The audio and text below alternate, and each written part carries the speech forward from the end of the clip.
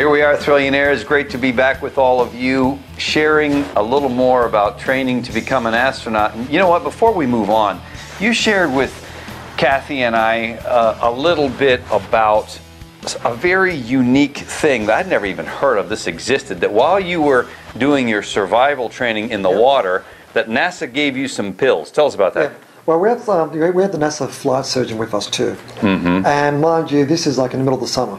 Right. And with the first dry run, it was probably about 105 Fahrenheit outside. But inside a space capsule, with 3 of us in our spacesuits, the internal temperature was about, in the space capsule, was about 115 degrees. 115 Fahrenheit. degrees, and you've got all this stuff on. Yeah. So NASA gave us these pills to take because they want to take our internal temperatures, because if it got too excessively hot, then they'll basically just open up the hatch and just get us out. Pull you out right away because it's way too dangerous. Right. Amazing. So you've got these pills. So we swallow these pills, right? And it'll give the flight surgeon outside the craft our internal readings. That is so cool. That is so cool. That is space age technology, right? I mean, that's kind of groovy.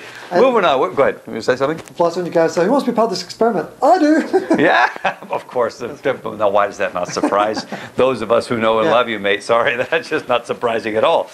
All right, we're going to talk today. This is part 3 out of 4. You'll know that if you've been on the RSS feed. If you have not been on the RSS feed, make sure you go to the home page and sign yourself up so you know when the next blog postings are. Believe me, they're never going to get less cool, only more cool. So, we want to talk first about your experience at seeing the Earth. Removed from being from the Earth, being up in a MiG-25 in the stratosphere at 100,000 feet. What was that like? Back in 2003.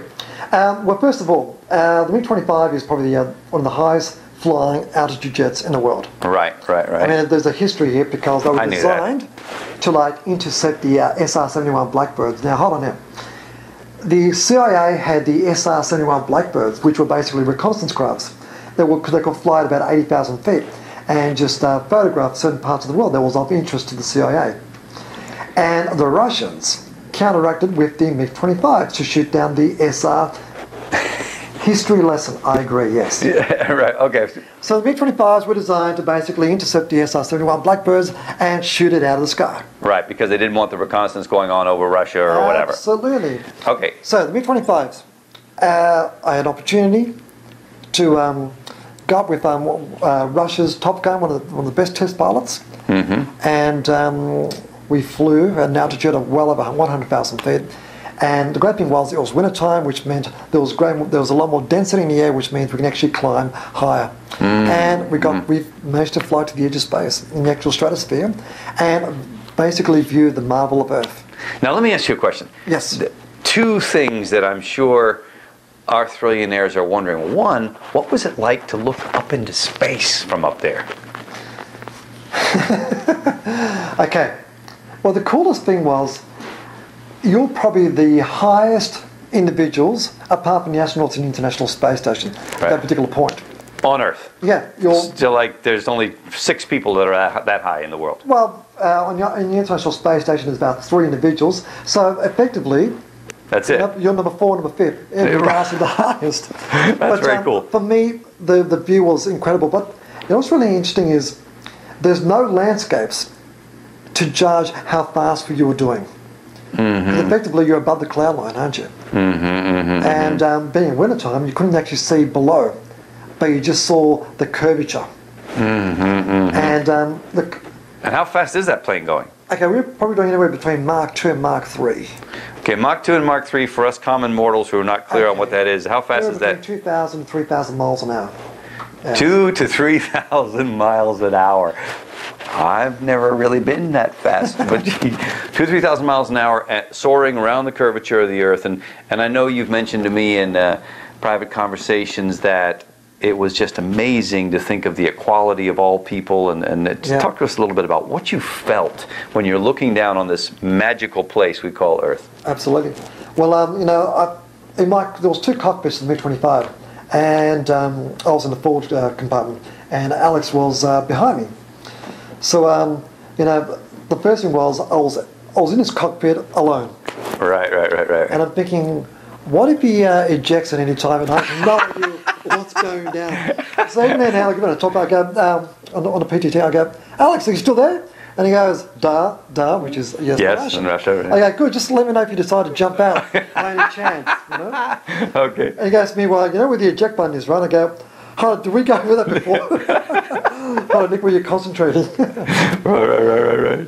But for me, very surreal. I mean, the fact we're all, you know, you're in the stratosphere, you're at the edge of space. I mean, and just to observe, I mean, you know, I had a video camera, I had cameras flying, and at one point I just put everything down and said, I'm just going to look outside the window. And unlike what most people look outside the window, you're actually looking at Mother Earth. Absolutely. And the curvature of Mother Earth, all of us being created equal, and all that must have been incredible. I mean, the great thing about when you view the planet from that particular perspective, no borders, no boundaries, and no religious divide. Wow. One species, humanity. Wow. And imagine having the leaders of every country to go up at that particular point, that particular junction, that particular view, that perspective of Earth. I think it'll be a defining moment in the way they interpret their own country, how it interacts with other countries across the globe. Amazing experience. Now tell us about the time that you had a chance to actually go watch a rocket launch. Yeah. I've been to quite a few rocket launches in Kazakhstan and also in the Cape in Florida.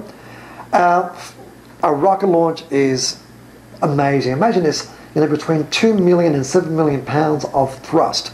I mean, the sound is incredible, like the bottom end, but just the explosion, all this cacophony of sounds and all these explosions of lights and what have you, and just these rocket engines just pouring out with so much ferocity, and seeing the rocket just blast off. I mean, it is such a beautifully orchestrated event. Yeah, you know what? So I got a question for you, because you know I do this, and it's just So when are we doing our Thrillionaires trip to go watch a rocket launch? I mean, I don't know about you guys, but I think that would be cool. I don't need to be in the rocket. I just kind of will watch, you know, go see a rocket launch. I mean, we could do that, right, Thrillionaires? We can do many experiences like that. I mean, you just pick your rocket. Wow. See, I think that would be really cool. I got a question. Anybody that wants to weigh in on this one? If you'd like to go see a rocket launch with a real astronaut, Brother Nicholas, then weigh in on this one. Put a comment on the blog. We'd like to hear from you. Tell us your dream, maybe back when you wanted to hear something like that, what that might mean for you. And I think we could organize something, Nick. I mean, what do you think? Absolutely. We can do anything we want. Why? Because this is our community. That's exactly right. And not only that, it's our rules. Not only that, I just want to point something out. Unlike most of the world, his friends are like Buzz Aldrin, second man to walk on the moon, and a whole bunch of other astronauts. So we could organize something. I love doing this, putting some pressure on. We could organize something where we could actually meet some real astronauts, right? I mean, we could hang out with them. And for those that want to come and do their own rocket, give me time to work on that one, okay? Okay. All right, guys. So please weigh in if you're into rocket travel. Let's check this out. Meet with some astronauts. I think a Thrillionaire experience. That sounds pretty cool to me. And by the way, we got some more astronaut stuff coming your way.